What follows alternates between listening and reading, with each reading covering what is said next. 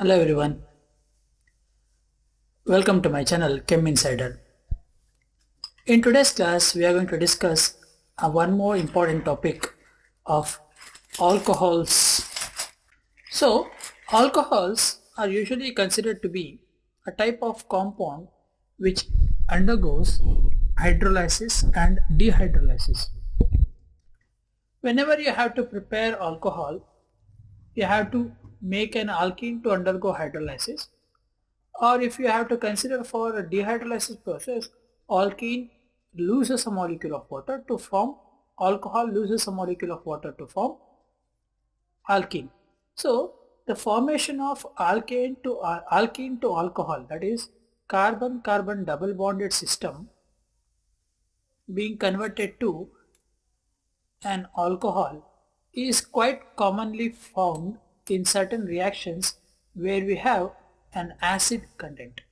Okay, so the formation of these two is quite oftenly found in one or the other reactions. So therefore, in today's class we will be discussing about the conversion of alkene to alcohol, okay, alkene to alcohol or alcohol to alkene. Okay, so we'll discuss the process of conversion of alkene to alcohol and also the process of conversion of alcohol to alkene. So let us first discuss about the process of conversion of alkene to alcohol. This particular process involves a new reaction method that is called following Markovnikov rule. So what happens with the Markovnikov rule is, this Markovnikov rule states that if you have an asymmetrical alkene system, like for example, if you have 3, 5, 7, 9, 11, these different types of odd number of carbon atoms present in an asymmetrical alkene group, whenever you try to add something to it, like for example if you try to add HX, hydrogen halide, so this reaction we may get confused about which particular term or atom will attach the other carbon atom. Like for example, at one particular case this hydrogen can attach to this carbon or it may get attached to the other carbon. Okay, so therefore this confusion of a reaction was explained by scientist named Markovnikov. So what did he tell is, whenever you consider for an addition reaction involving an asymmetrical alkene, so asymmetrical alkene is nothing but odd number of alkenes, in such a way that even if you have odd number of alkenes, the double bond should be having odd number of, that means asymmetrical number of carbon atoms on either side of it. Like if you consider carbon having 5 alkane having 5 carbon atoms. So if you observe here, this double bond has 1 carbon atom on its right hand side and 4 carbon atoms on the left hand side. If you consider one more example of 4 carbon atom system, so the double bond over here has 2 carbon atoms on the right hand side and 2 carbon atoms on the left hand side. And if you observe one more example of 4 carbon itself, and we have a terminal double bond. So here this double bond has 1 carbon atom on the right hand side and 3 carbon atom on the left hand side.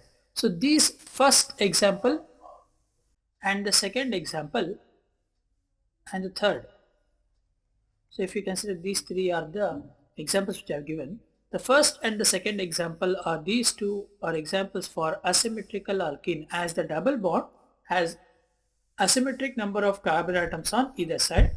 But in the third example we have equal number of carbon atoms on either side of the double bond. So if you have this kind of situation, so what happens is the carbon atoms or the hydrogen atom which is being to be attached should go to that particular carbon or side of the carbon which has lesser number of hydrogen atoms.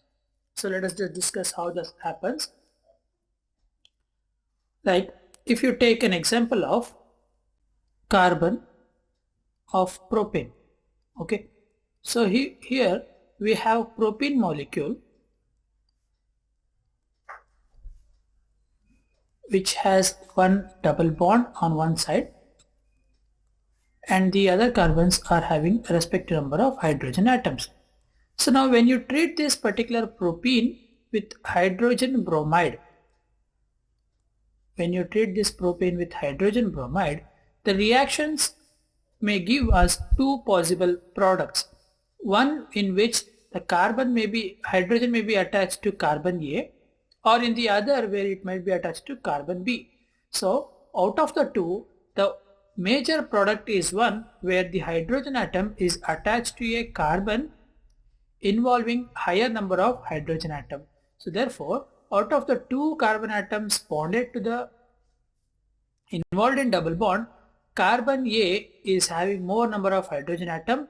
Therefore, this hydrogen will also attach to that carbon containing more number of hydrogen. So the product is found to be CH3, CHBr,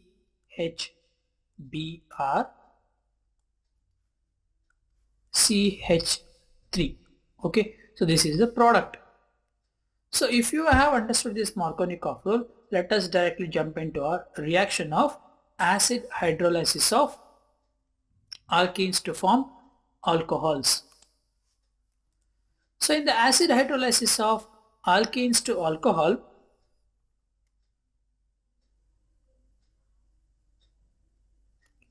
we have acid catalyzed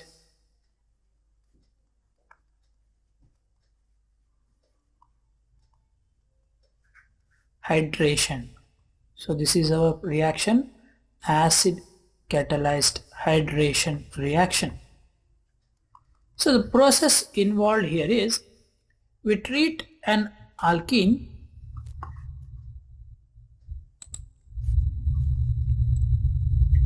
we are just considering a general example, carbon double bonded with one more carbon, and it may be attached to any different atoms, it may be hydrogen or any carbon itself.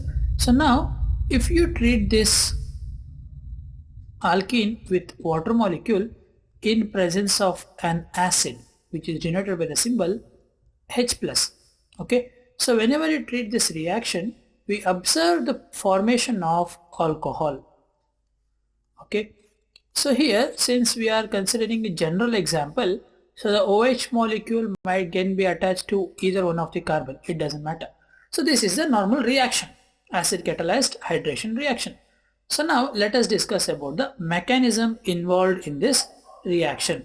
So let us start with step 1.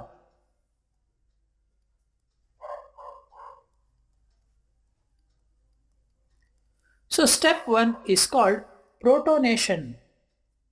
Step 1 is called protonation of our alkene in order to form our carbocation. So first we have to protonate our alkene to form a carbocation. So how it is done? It is done when water molecule H2O is treated with a proton of the acid. So what happens here is the lone pair of electrons present on oxygen attacks the proton and it forms H3O+. It forms H3O+. Now the alkene carbon C double bond C attacks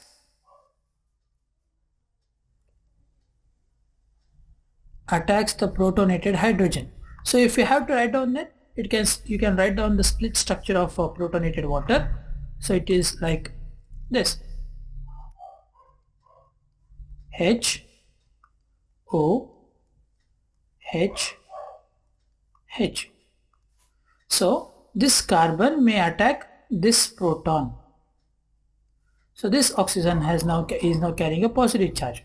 Okay, once this double bonded carbon attacks the hydrogen, which actually double bond which is involved in the attack, so therefore they lead to the formation of one carbon being attached to a proton and the other carbon which has lost its electron to gain a proton to the neighboring carbon gets a positive charge. So this is called the carbocation.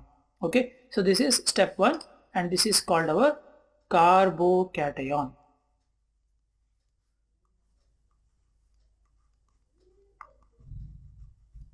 So now let us go to our step 2.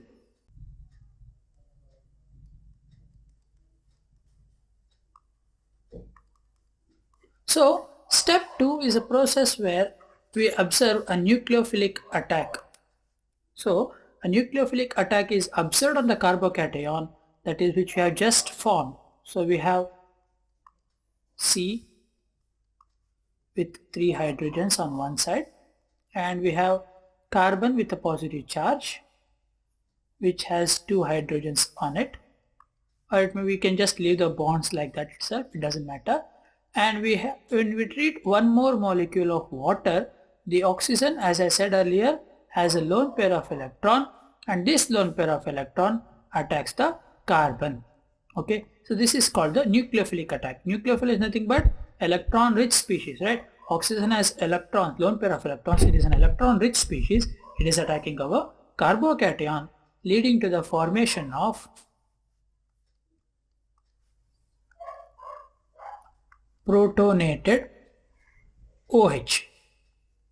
So we have H2O, oxygen, which is carrying a positive charge because it has used its lone pair of electrons to attack the carbocation. So this is step 2. Now for the step 3, that is loss of proton to form our desired alcohol. So step 3 is loss of proton. It happens when the hydrogen is lost by the oxygen atom. Okay, so one carbon which already has a hydrogen and the other carbon is already carrying 2 bonds, and we have oxygen bonded with 2 more hydrogens and it is carrying a positive charge, right? So this oxygen is carrying a positive charge because it has an additional bond. So one of the hydrogen bond breaks down to form our desired alcohol. So this is how we undergo the preparation of alcohol from alkene through acid catalyzed protonation.